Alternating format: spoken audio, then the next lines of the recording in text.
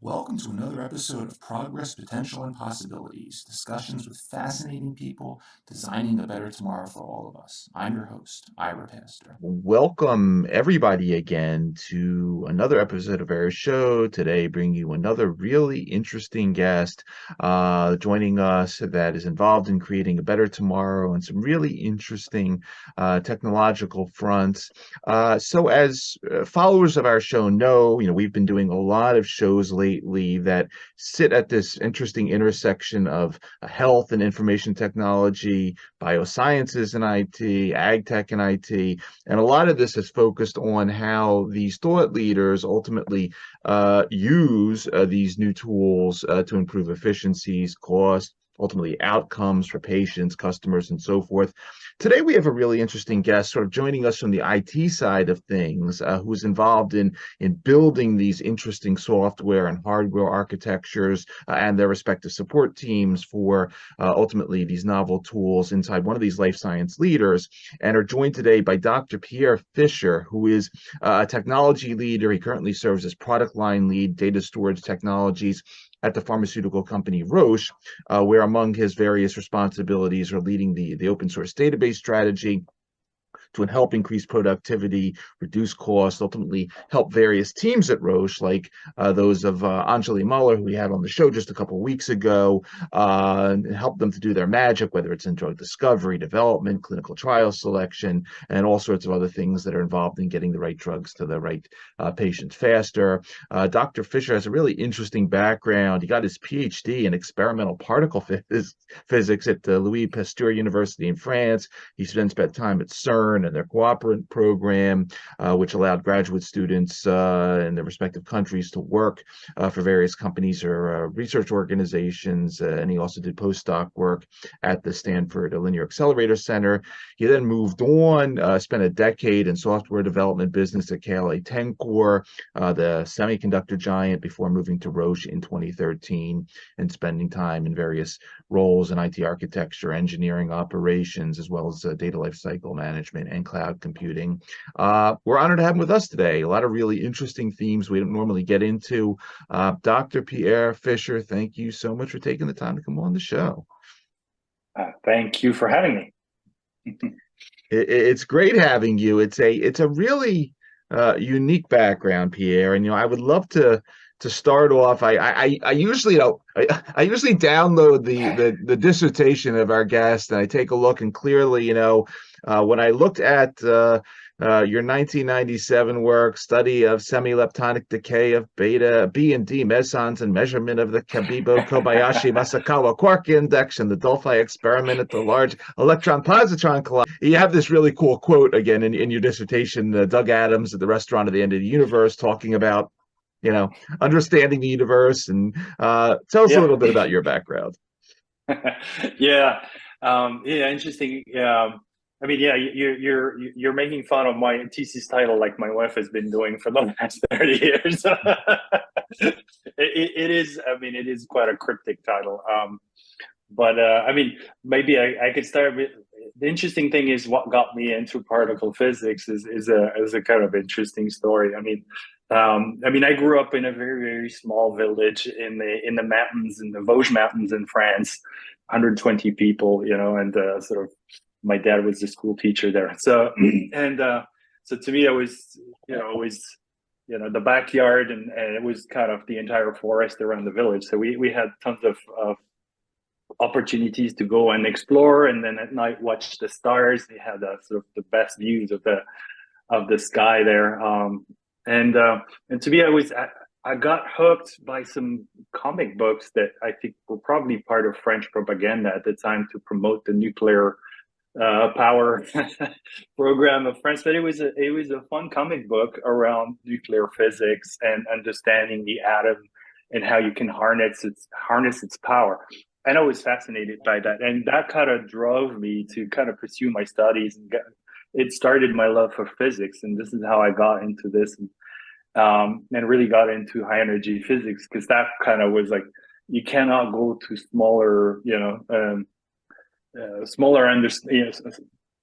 to sort of the deepest way of understanding physics is there, basically.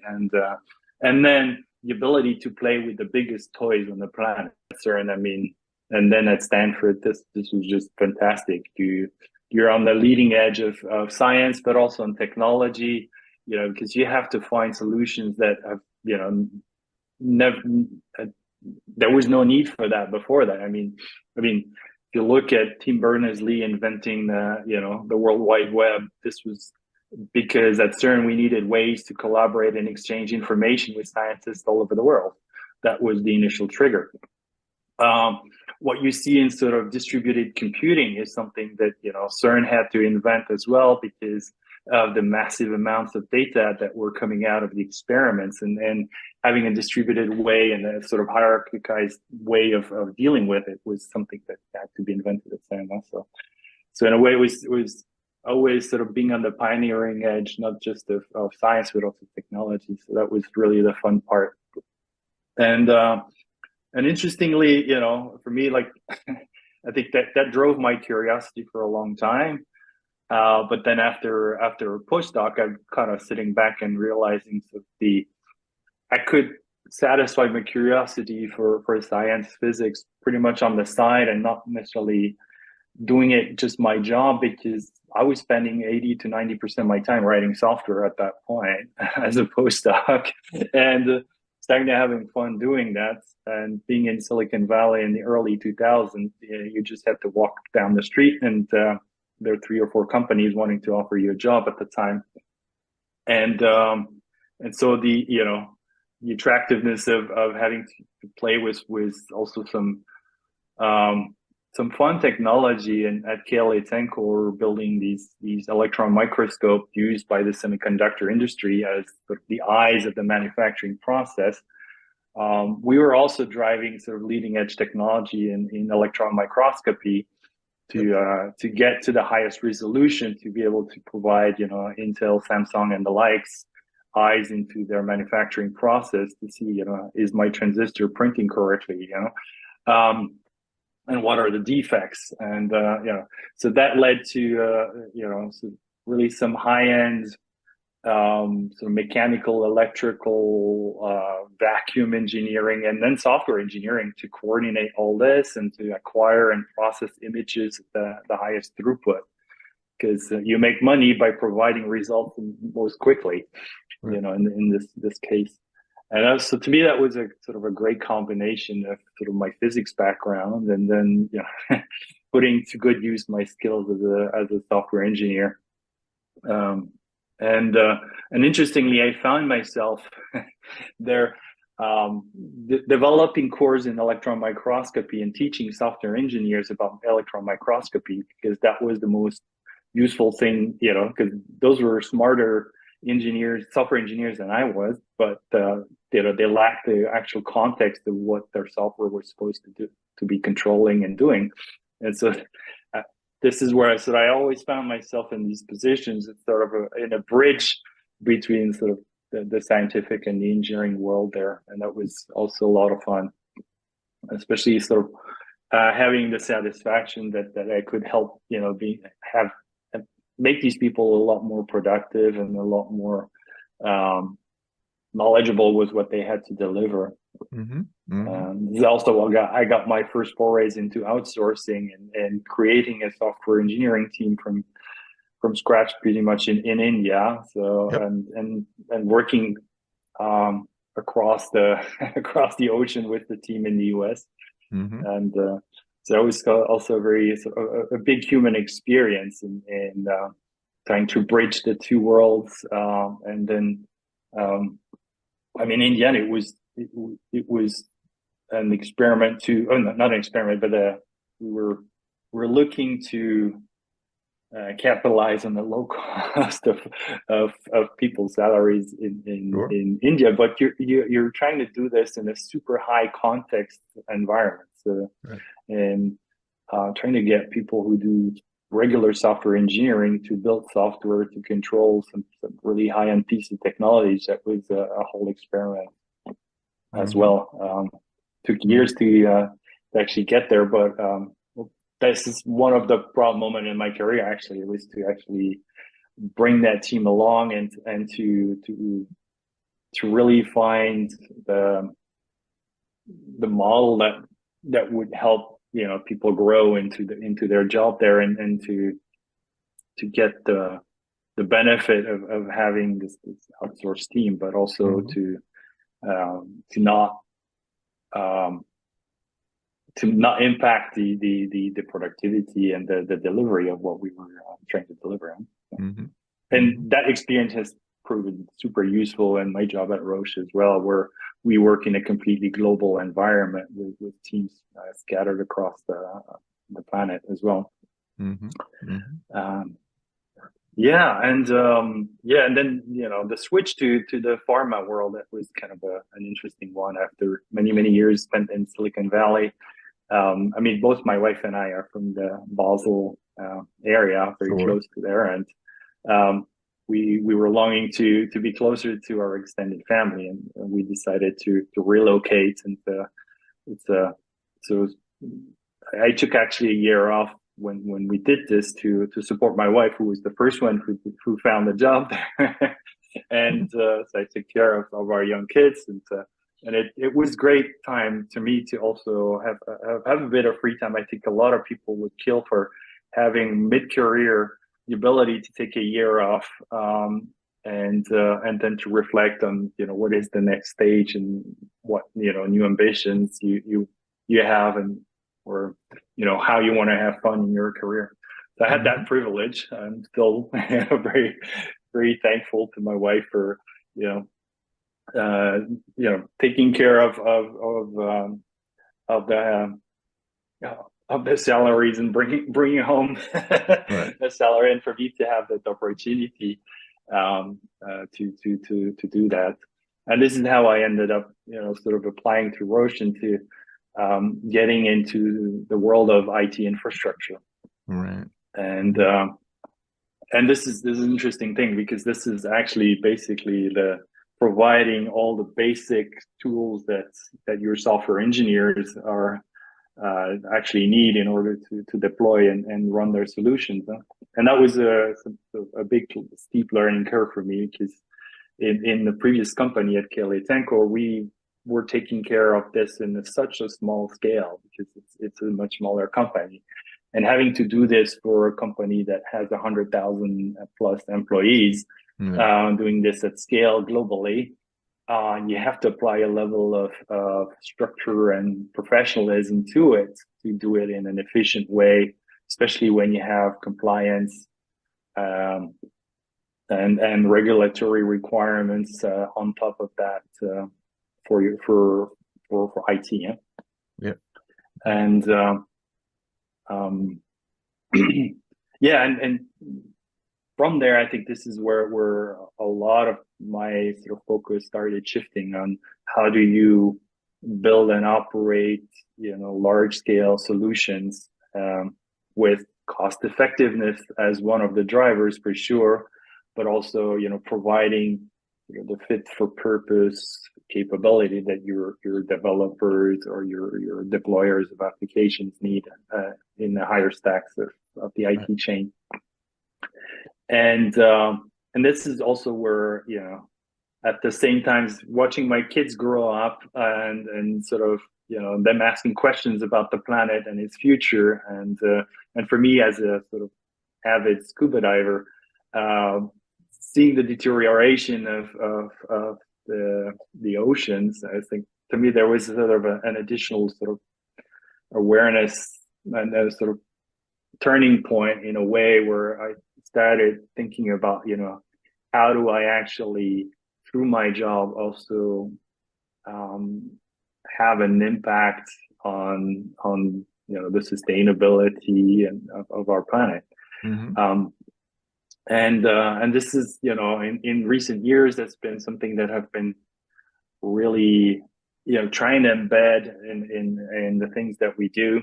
You can see it on my background here. It's delete data you do not need, save the earth. Right. It's a little tagline I've had for the last 3 years in my chat and Zoom background. That was one of the first ones to kind of go and model what is the footprint, the CO2 footprint of a terabyte of data sitting on our infrastructure, just to start raising awareness. Right. And then one of the things that I realized early on here is actually there's always a quick win that, everybody first assumes that doing things green or sort of reducing emissions is something that usually costs additional money. It's like, you're going to buy groceries and you're going to the produce section in the supermarket. The organic stuff is more expensive than the non-organic stuff. It has less pesticides, so therefore the yields are lower, or thus it's more expensive. Actually, with IT, interestingly, I think in a lot of cases, sustainability and cost efficiency are actually going together. And especially in the world that I live in, we're with data storage, because the more efficient you are with your data, if you lifecycle your data, you don't keep around data you do not need, then you don't need as much storage. And if you don't need as much storage, then you don't have to power it up, and then you're also not responsible for those embedded emissions of creating that storage infrastructure in the first place. Right. So there's actually a big quick win there in a way, which is to realize that managing things efficiently in terms of infrastructure is actually a something that has a high positive impact on emissions as well.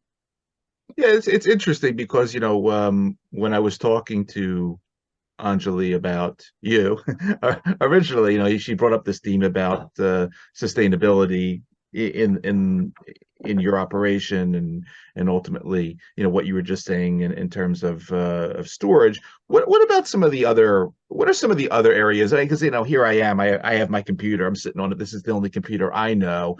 But when it comes to some of these other tools, whether it's the more advanced computers, where we're headed, these artificial intelligence tools, the large language models, all this new stuff.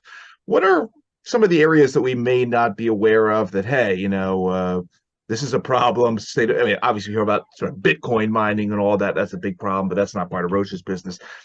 Other interesting areas where there's wins along this sort of line per sustainability in these computer architectures, these software architectures.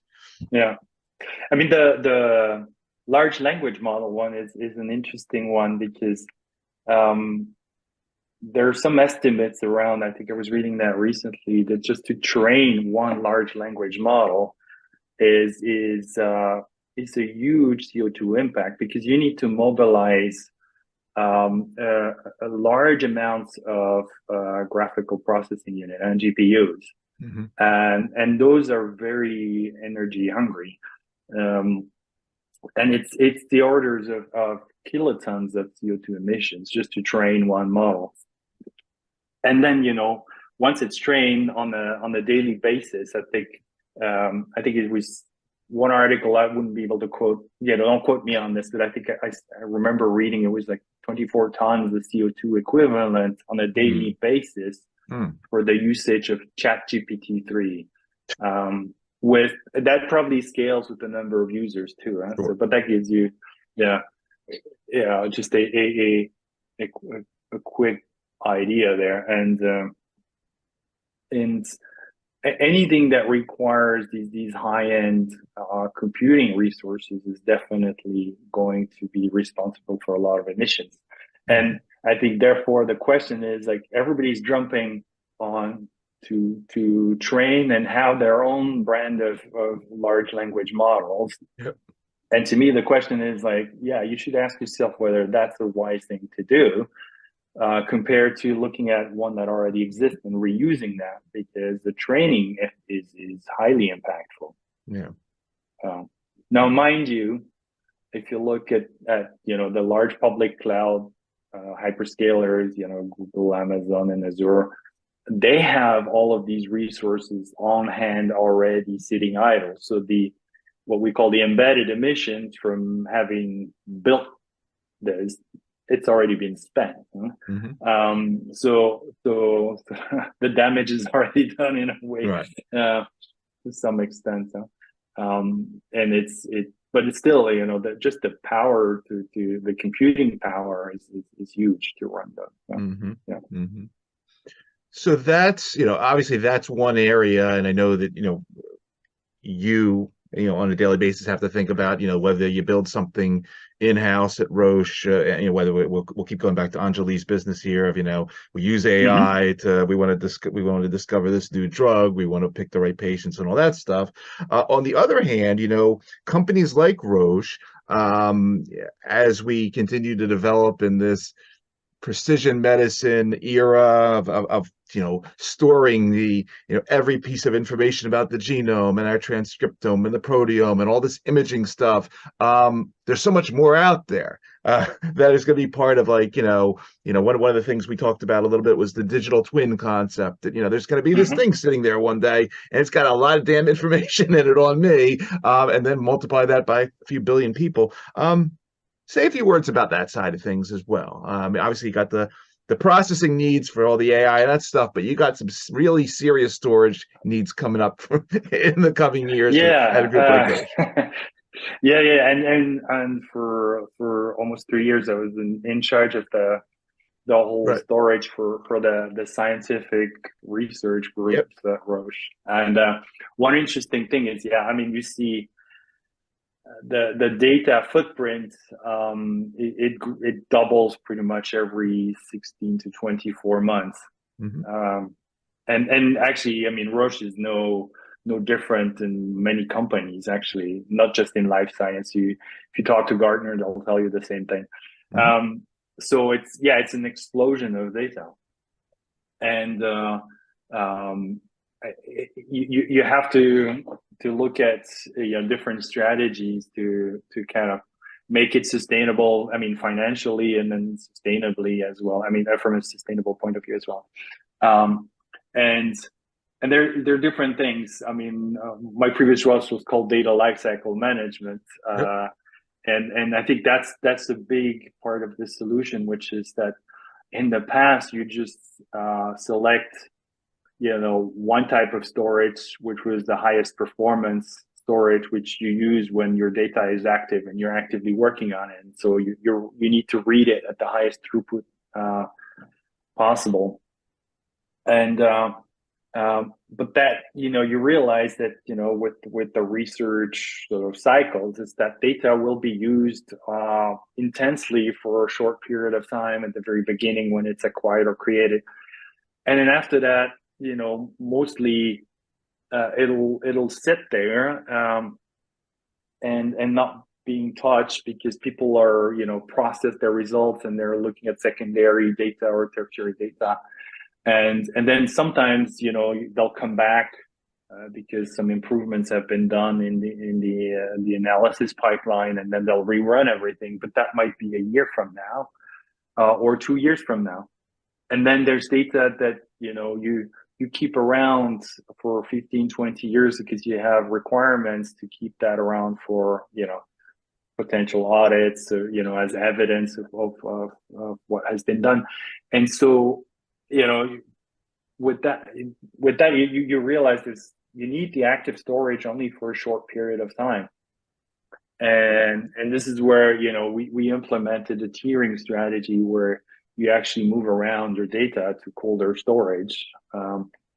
And if you work natively in the public cloud, these are options that are natively available, where you turn on the option and your data is being monitored for its activity, and then it's getting automatically tiered to colder storage that doesn't use as much energy. And then in some cases, it ends up in something like optical drives, which don't even require power if you don't access the data. So that's one of the strategies. The other one is, I think, is something that I'm pushing at the moment with our whole architecture chapter, is to adopt some what I call data minimization principles. Because a lot of times, when people are in a hurry, you're just going to copy your data over and over. I mean, I think people who work with spreadsheets are probably familiar with that. Looking at how many copies of that you have. And I think there are many. You end up with 5 or 6 copies of that same data, which then multiplies by 5 the storage that you need. And so, having an established system of records and a pattern like a data hub, which is the place where people can find the data and then have a central access to it, and you can that way sort of minimize the total footprint of a particular piece of information. So there's a lot of different things there. I mean, maybe one of the messages there is that there's no silver bullet. You have multiple things that you need to put in place in order to minimize that footprint. And in addition to sort of this storage architecture and some of the strategies you're using to, again, minimize it, keep the footprint down, there's obviously other pieces to this, let's say, IT game that we profile on the show. Things like, and I know we're not there yet, I know we don't have formal quantum computers yet, but we've had people on the show that have talked about sort of the quantum light stuff that's out there in terms of where we're going with some of this processing capacity. As you were just mentioning, the optical stuff. Talked a little bit about what's happening there as we evolve into whatever the thing is, 5.5, 6G, and the ability to need to move around a lot of this stuff fast in large amounts. Talk about what gets you excited in terms of the processing technologies and the networking technologies that we're going to be having to deal with in 5 years, in 10 years, as we get into these really unique spaces. Obviously, from my background in nuclear and physics, I studied quantum physics quite a bit, and so the quantum computing stuff, for me, it's fascinating. I think it's super exciting. I mean, I'm part of a small working group we have in the company where we've looked at what are some of the problems that you can solve with quantum computing. I mean, and then to look at what is the expertise that we need to put in place internally for people to be able to design the algorithms and then write the software we're going to, in order to be able to leverage quantum computers when they actually come of age for practical use case in life science. I mean, to me, I think that can be a game changer for certain use cases, for sure. To me, there's some things that I find also fascinating in terms of storage, because it's kind of for a life science company, that's kind of a going full circle. That there are companies who have showcased and how you can use DNA as a way to store data for long term. And to me, this is the thing. We're trying to unlock the secrets of DNA, and I mean, and genomics, and put that to use for therapies. But then, you look at, in IT, we might actually be leveraging that as a technology to store data for the long term. So that's another one. I mean, it's kind of impractical at the moment from a throughput perspective. But it's fascinating how much density you can you have there, and the amount of information that you can store. So, Pierre, one of the things that we've chatted about, which you're really, passionate about in your mission is, again, the theme of sustainability is one part of it. As you said, sustainability not being an afterthought, not a side thing, a really important point of all these processes as you develop them from startup. Talk a little bit about what that means for you and your mission moving forward. Yes, yeah, and yeah, because I mean, usually when people start is looking at the systems you already have and trying to optimize what you have there. But that only gets you so far. And to me, the important thing is that the solutions that we built, you live with them for sometimes 5, 10, 20 years. Huh? So I think it's super important and critical that those are designed with sustainability built in. And that's a big movement I'm trying to create at the moment. And we're really working and trying to influence our architecture chapter in IT to adopt these design for sustainability practices and principles that we can embed in everything that we do in the solutions that we build, but also in the solutions that we source. So just passing that on and partnering with our vendors and our suppliers.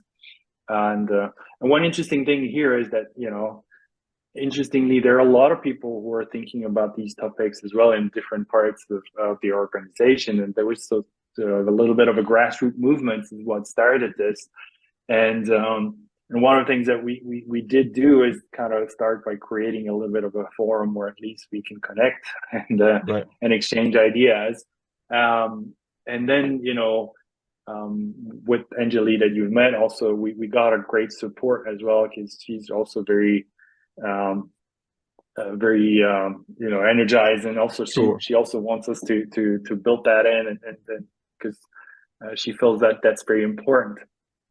And so now I think we're trying to leverage her and then also her support, but also trying to gain influence at the highest level of the decision making in IT. Because I think you need to sort of help structure a sort of a grassroots movement with some top down support as well, and that's one of the things that we're working on at the moment. And but it's we're starting to put these new concepts in practice and taking an agile approach, iteratively. Like I said earlier, like you design a little experiment, something that you want to test in a small environment. For example, with these design principles, we're testing them on storage at the moment, but with the idea that these can then be expanded overall to all of the different IT resources. And then we're also starting to engage and with our partners externally for them to contribute as well, because a lot of our IT systems are not things that we built from scratch ourselves. That gets me thinking because I asked this question to a lot of our health IT folks that we have on the show. I talked again with Anjali about it. At the end of the day,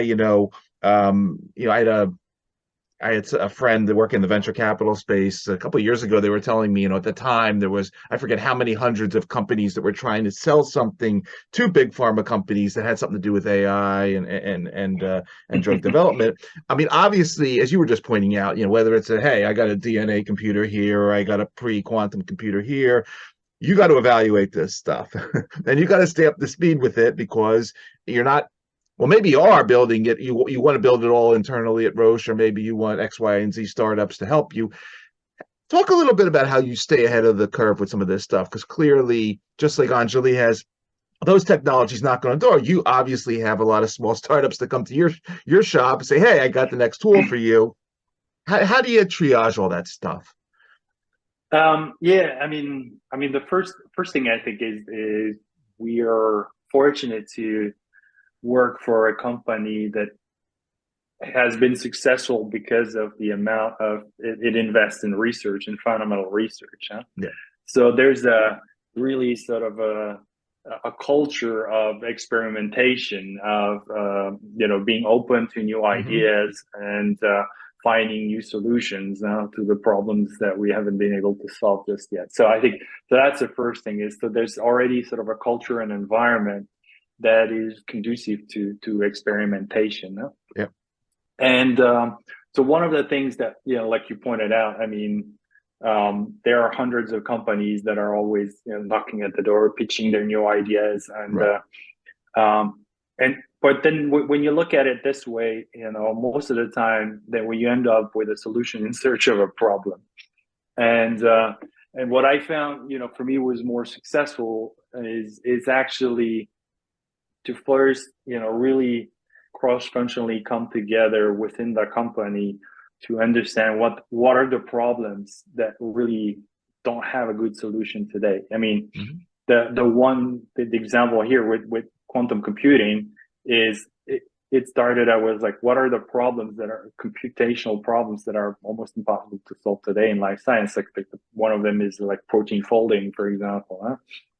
And this one, you can actually, you know that they're, you know, the quantum computers will be a great tool to tackle that. I mean, we're not there to the point where we can do a proof of concept and a real experimentation there. But I think this is where I think, you know, being clear on what are the problems that you have that you can't solve today, and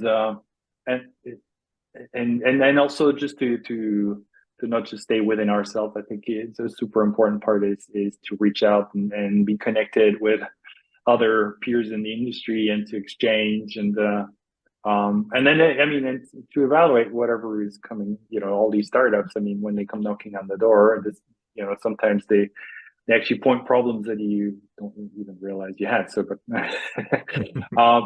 but the key is then, you know, is to really you know, design and, you know, take a scientific approach, design the experiment to prove the hypothesis, and then go from there. I mean, to me, that's something that stuck with me from the earlier part of my career. Is you have a well-designed experiment. You don't have to spend years designing it, but actually have a hypothesis that you want to test and evaluate, you know, the solution based on that. What Pierre, you sent me you know, some different materials to review so in preparing to talk to you intelligently about some of this stuff. One of the videos, I think I saw it in your LinkedIn account, was a Roche video, was called about, you know, data culture, and sort of this theme across the organization. What else is happening in sort of the domain of data culture per the Roche organization, and also you know, because I just like everything else, you got to get out there, you got to network, you got to go to the conferences and stay up to date with everything that's happening. Say a few words about that and what it means to sort of build both internally and externally a data culture at an organization that, you know, as large and old as Roche. I mean, it's been around for a while. Yeah, I mean, in a way, we're kind of lucky, again, being in a company that, you know, is doing evidence-based research, huh? I mean, you don't put a drug on the market if it hasn't been thoroughly evaluated, you know, with a very rigorous process of data collections through clinical trials and, you know, study design, experiments, you know, what you're going to test, and, you know, very rigorous statistical analysis of your results and understanding all the different factors that can affect your results, huh? So in a way, there's a sort of a backbone already of having a strong data culture that, you know, you make evidence-based decisions. And that is, you know, pretty strong in the portfolio, you know, of our drug portfolio. Where interestingly, you have a completely different world is when you go to what we call the enterprise world, where I mean, you have big ERP systems where you record, you know, all the transactions and, you know, have a good understanding of the different processes that flow through your company. But in a way, you know, the data culture there is still based on, I look at a financial report, and, I make a decision within my silo based on that. And there are other areas where people fly, pretty blind without much data. And I think the idea, I think what we're trying to achieve is to take that very strong data culture that you see in the drug portfolio and to say, hey, actually that works, and we should be running the whole business that way, in a way. And then we should also look at, making every bit of data that we have that has been proved valuable within one domain as something that we productize, where it's and treated like a product, which is that it's maintained and it's shoppable, and you understand what you get. There's a paper that explains you how to use it and all that, and then you make it available for anyone else in the company to at least discover, understand what it is, and then request access to it. So that you can actually then start looking at, maybe, I do sentiment analysis on social data that comes in from all the social platforms and monitor what's happening in terms of comments towards a particular therapeutic area or one of our drugs, and look at what is the sentiment there. And then you can look at, can you inform, supply chain and production based on, because the interest in that drug is rising in some area, that may mean that it's gaining traction in particular areas. So it can inform different kinds of strategy, but you're starting to correlate pieces of information that were completely disconnected before that. And that's a sort of big ambition here, is to kind of unleash the power of that data by allowing to aggregate it in very different ways that were possible before. Yeah, it's fascinating to watch some of these tools, as they make their way through organizations, like Roche. And I was saying before about digital twins, that here's something that's obviously for patients, but then you will be using these same digital twin tools for efficiencies on the manufacturing floor in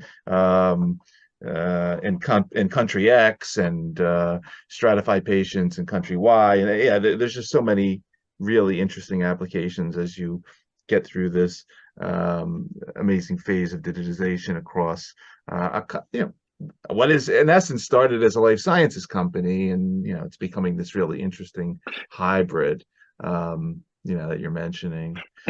Yeah, I mean, to me it's been interesting because the world of physics, if you look at the 1970s, an experiment in high energy physics was based on what we call bubble chambers, these big hydrogen chambers where your particles would fly through, and then they would generate little bubbles. You take a picture of that, and then you had armies of people who would just then sort of measure those traces.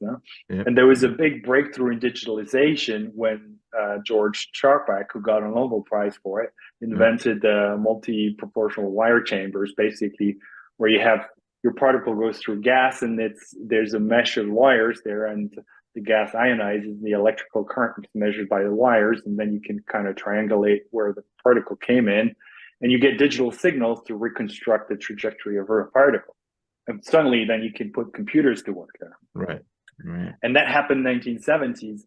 And for me, like when I joined Roche in 2013, I was still watching a ton of things. We were doing, paper trails where everything was done. And then watching how, we started with robotic process automation, and then process digitalization. And this is still undergoing. It's like, I mean, for me, it's like scroll back, 20, 30 years, the digitalization revolution I saw in physics was starting to happen in life science, where people were starting to use electronic lab notebooks instead of paper notebooks. And it's interesting that I think life science sort of came pretty late in this movement, actually. I was surprised, actually. It'd be interesting to see how it all evolves now. But no, it's really interesting. So Pierre, per the introduction of the show, you started in high energy particle physics. You went through semiconductors and then obviously software and hardware and then into life sciences. I want to loop back around now. And again, I mentioned in your PhD, you got this quote from Restaurant at the End of the Universe. There is a theory which states that if ever anyone discovers exactly what the universe is for and why it is here, it will instantly disappear and be replaced by something more bizarre and inexplicable. And there's another theory which states that that has already happened. I bring this up because there's this guy, I think his last name's Musk or something. He announced an artificial intelligence initiative a couple of days ago, focused at questioning some of the big problems out there and big questions we still have about the universe. If I was to give you a lump of money to go back into high energy particle physics and explore some of those unknown problems, well, what are you going to focus on? What still interests you in that? Because clearly, that's not something that you lose passion in, and it is one of those frontiers that we still got a lot of questions to ask and find out. Yeah.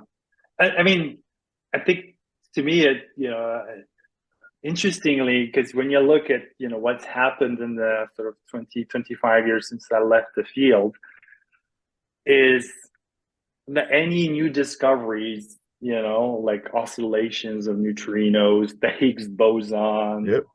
And these are all been sort of just confirmation of the standard model of elementary particles. And the more precise the measurements get, the more sort of it refines our understanding of the model. But what I was trying to do in this measurement I did in my thesis was this like, there's this triangle and it's supposed to be unitary. And so by measuring all the parameters of that triangle, we might be able to find out it's not unitary. And then there's a violation of a fundamental symmetry, which would tell us something that that breaks the model. And to me, like, my measurement only sort of contributed a tiny bit in that field. But I think it's been the sort of this ever, this continued quest where we continue to refine, but we haven't been able to find a smoking gun that says, look, that model is a great approximation, because it explains everything we've been able to measure. But underlying, it's unsatisfactory because there's so many parameters that we have to measure to plug into the model to make it work. And it's kind of, and that's, it's kind of a sign that there's probably some underlying deeper representation of the universe and how it works that we haven't been able to apprehend yet. Huh? Yeah. And so to me, it's like, designing some experiment that would finally allow us to gain a new insight on what's really behind that. And I know, like, I mean,